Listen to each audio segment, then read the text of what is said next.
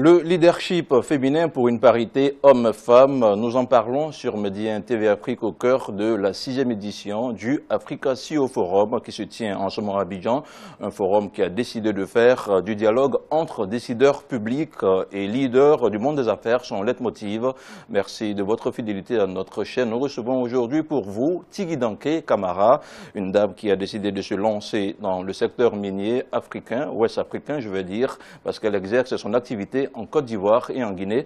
Tigui Danké Camara, merci d'avoir accepté notre invitation sur Médien TV Afrique. Merci de m'avoir. Alors, ça ne vous manque pas de ne plus être applaudi par des centaines de spectateurs, de ne plus signer d'autographes à des fans à la fin de vos défilés. Pourquoi est-ce que vous avez quitté le milieu du mannequinat? D'abord, j'ai fait des études dans le sens de l'entrepreneuriat. Donc, je n'avais pas l'intention quand même de vieillir une ancienne mannequin.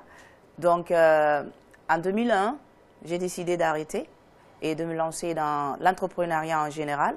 Mais heureusement pour moi, durant ma carrière de mannequinat, j'ai eu à faire pas mal de travail avec des bijoutiers et j'ai commencé à me poser des questions parce que certains avaient des licences en Afrique et bien sûr la majorité des joyaux sont achetés à partir de l'Afrique. Donc la grande question c'était, est-ce que ces sociétés faisaient un impact social? Est-ce qu'ils arrivaient en même temps qu'ils s'enrichissaient aussi à élever le niveau de vie des locaux? Donc j'étais un peu curieuse sur ça. Et aussi, je ne voyais pas une grande visibilité de l'implication des femmes, des jeunes dans le milieu. Et venant d'un pays qui est considéré très riche en ressources minières, la Guinée, et venant d'une famille politique, donc je connais quand même l'impact du secteur minier pour l'Afrique, et spécialement pour mon pays. Donc, ces différents facteurs m'ont poussé à m'intégrer dans le secteur minier. Alors, vous intégrez le secteur minier. Oui. On va revenir un peu sur vos années de mannequin. On sait que c'est difficile de refuser des cachets qui sont offerts par de grosses marques, surtout aux États-Unis. Oui. Aujourd'hui, ça ne vous manque pas de ne plus avoir ces cachets? Non, pas du tout. Parce qu'aujourd'hui, je pense que j'ai la possibilité d'avoir un impact positif sur la vie de beaucoup d'autres personnes, surtout la gente féminine, la jeunesse. Et je pense pour moi, ça n'a pas de prix. Donc, les années de mannequinat, c'est une passion, mais ça ne me manque pas. D'accord. Vous êtes, sinon, expliquez-nous comment est-ce que vous êtes parvenu à opérer cette transition entre le mannequinat et aujourd'hui le secteur des mines. Bon, toute transition n'est pas facile. Donc, il faut déjà avoir, comment dire ça, une ambition. Il faut avoir la volonté de vouloir quitter un secteur pour un autre. Et la majorité de ma vie, j'ai été mannequin. Et du coup, du mannequinat au secteur minier, dont je n'avais aucune idée, il fallait que je m'entoure de spécialistes. Il fallait que j'ai des mentors, des gens qui allaient me guider dans le secteur. Et c'est ce que j'ai fait. Et je participe pratiquement à tous les forums miniers et pour comprendre le secteur. Et c'est ce que j'ai fait. Cela me permet aujourd'hui d'être ici, de pouvoir m'exprimer et de parler et de représenter le secteur minier. Alors, donc, je pense que pour toute personne, il faut d'abord avoir une volonté personnelle. Donc, ce qu'on appelle des ambitions et vouloir les poursuivre jusqu'à fond. Alors, vous opérez la transition entre les TI et les champs miniers, sinon les terrains de mine. Comment est-ce que ça se passe sur le terrain de façon pratique depuis que vous êtes dans le secteur?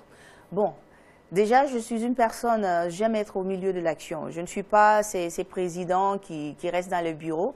J'aime être sur le terrain, connaître d'abord mes employés, mon environnement. Et dans le secteur minier, pour avoir un business qui fonctionne bien aussi, il faut avoir une certaine relation avec les locaux. Donc, comment mieux faire cela? C'est être là avec eux, les écouter, savoir, connaître leur train de vie, leur mode de vie. Donc, c'est ce que je fais. Parce que c'est très facile de rester dans le bureau et de mettre des programmes qui forcément ne marchent pas avec l'équipe ou de mettre des programmes sociaux qui n'intéressent pas la communauté. Donc, une fois qu'on est avec eux, non seulement on peut cultiver, comment dire ça, l'excellence, d'accord? Quand on se familiarise avec le groupe, on a le temps de mettre en place un programme qui est productif, donc être sur le terrain, c'est important pour moi. Vous avez parlé d'une mise en place d'une plateforme Oui. par les gouvernants. Oui. Est-ce seulement aux gouvernants que cela est dévolu?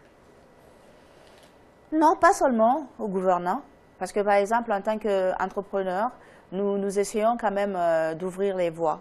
Parce que dans mon cas, par exemple, je suis suivie par beaucoup de femmes, beaucoup de jeunes, donc je les encourage aussi à pouvoir se lancer.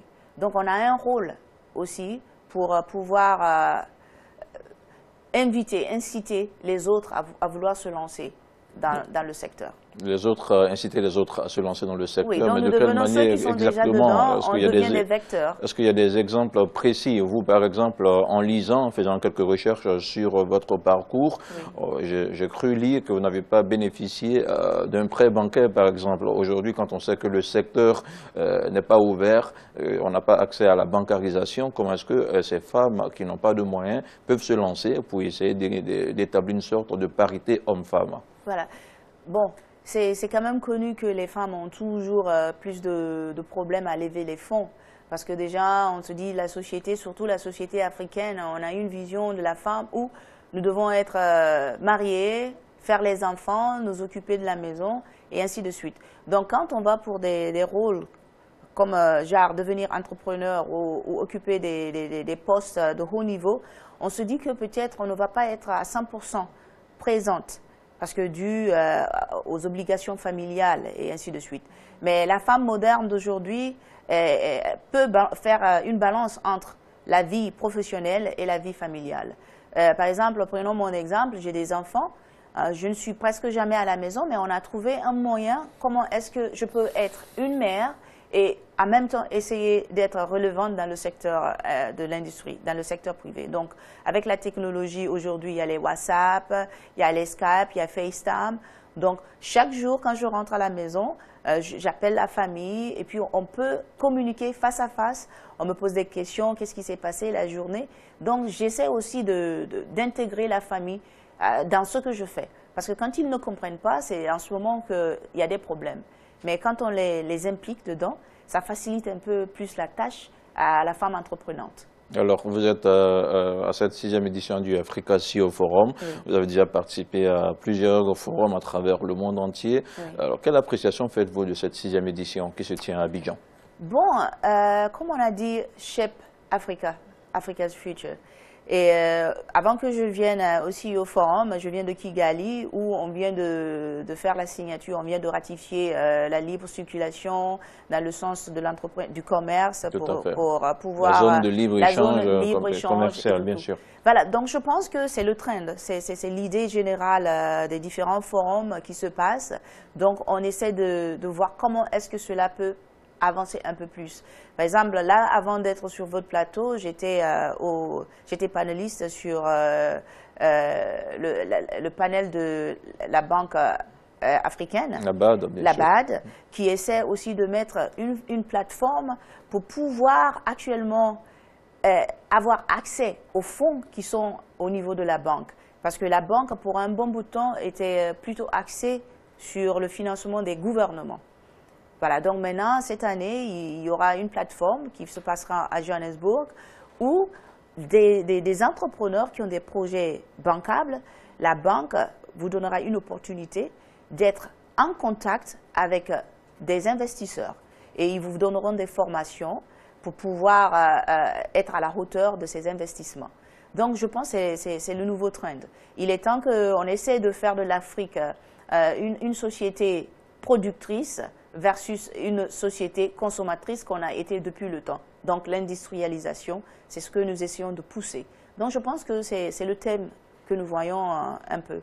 Alors, autre thème abordé hier par les responsables, selon les gouvernants africains, oui, c'est celui d'aller vers l'émergence. Mais on s'est rendu compte que pour atteindre l'émergence, il faut passer par la transformation de nos produits locaux. Est-ce que ce n'est pas un réveil tardif?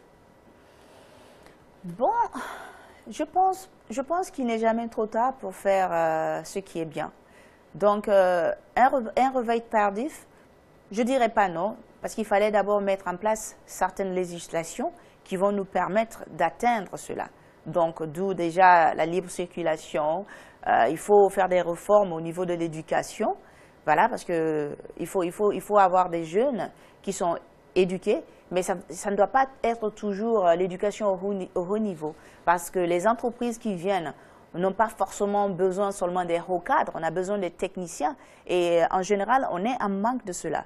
Donc, il fallait mettre en place certaines choses pour pouvoir atteindre cette émergence. Donc, je pense qu'il y a un bon bout de temps qu'ils sont en train de travailler sur ça. C'est quelque chose qui prend du temps. Ce n'est pas du jour au lendemain, mais je pense que les gouvernants y travaillent. Thierry Danquet, Moni Camara, merci d'avoir accepté notre invitation. Merci, M. Koné. Merci à Midi 1 de m'avoir sur votre plateau.